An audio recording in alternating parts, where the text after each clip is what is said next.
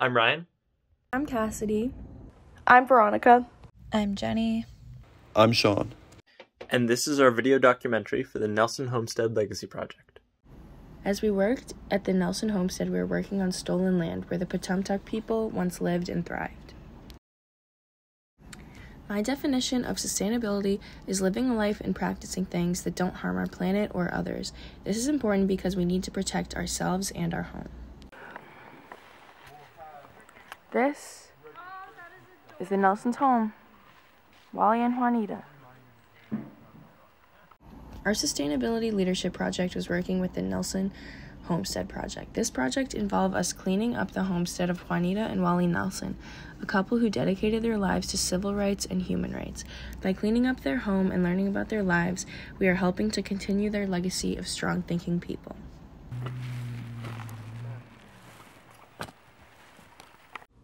It has been fascinating to learn about the Nelsons' way of life and the challenges they face as early settlers in this area. My team was able to achieve a better understanding of this local history along with a greater sense of connection to our surroundings. As a group that has always been interested in sustainability and self-sufficiency, learning how to grow our own food and live off the land has given us a sense of empowerment and independence that we never thought was possible. By helping us preserve this important piece of our local history, our most important thought was to ensure that future generations will be able to appreciate the legacy of the Nelson family and the role they played in shaping this community. When we arrived at the Nelson homestead, we immediately put to work without much context. We were happy to help, but we didn't really understand what we were working towards. It wasn't until lunch that we learned why sustainability leadership was so important. When we heard the stories of Juanita and Wally Nelson, we began to understand the importance of sticking to your values and became inspired by their devotion to environmentalism. We realized that through the work we did, we were helping to preserve a legacy of strength, justice, and equality. Juanita and Wally Nelson were peacemakers that advocated for the refusal of war tax during the civil rights movement. According to Aaron Falbell, Wally and Juanita were doing what they thought was right, while simultaneously refusing to cooperate with what they felt was wrong. Their persistence of non-cooperation with war and violence led them into a lifestyle that was meaningful and sustainable enough to reach self-sufficiency. According to the Nelson Homestead brochure, the Nelsons moved to Deerfield, Massachusetts in 1974, where they built a cabin on top of Woolman Hill where the Quaker community welcomed them. Although they acquired this half-acre plot for free, today the land itself would typically cost $8,810. This is enough to buy the average person 8 years' worth of coffee. Their home consisted of an outhouse, a well, and garden, yet still lacked running water, refrigeration, and electricity. Through this, they stopped creating taxable assets that allowed them to avoid further arrest from tax resistance. Juanita and Wally became known as homesteaders, maintaining their home garden to supply them and their community, sustaining themselves while keeping their ecological footprint to a minimum whenever possible.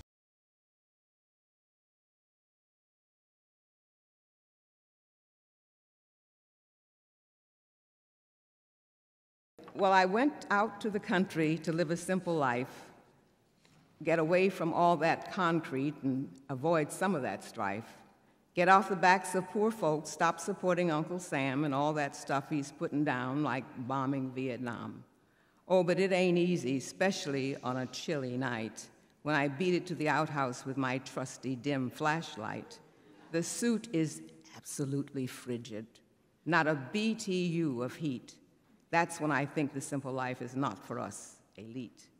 Well, I try to grow my own food, competing with the bugs. I even make my own soap and my own ceramic mugs. I figure that the less I buy, the less I compromise with Standard Oil and ITT and those other gouging guys.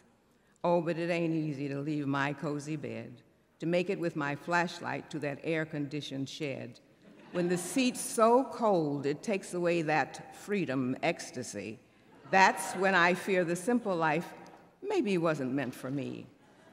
Well, I cook my food on a wood stove and heat with wood also, though when my parents left the South, I said, this has got to go.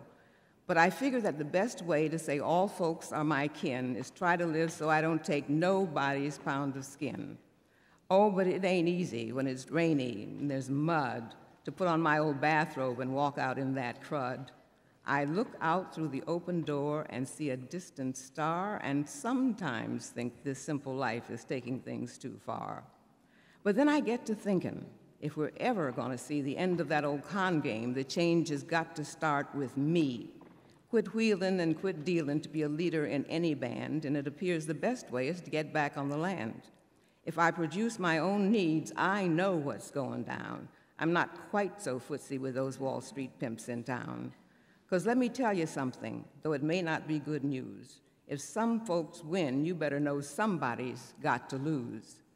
So I guess I'll have to cast my lot with those who are opting out, and even though on freezing nights I will have my nagging doubts, long as I talk the line I do and spout my way out views, I'll keep on using the outhouse and singing the outhouse blues.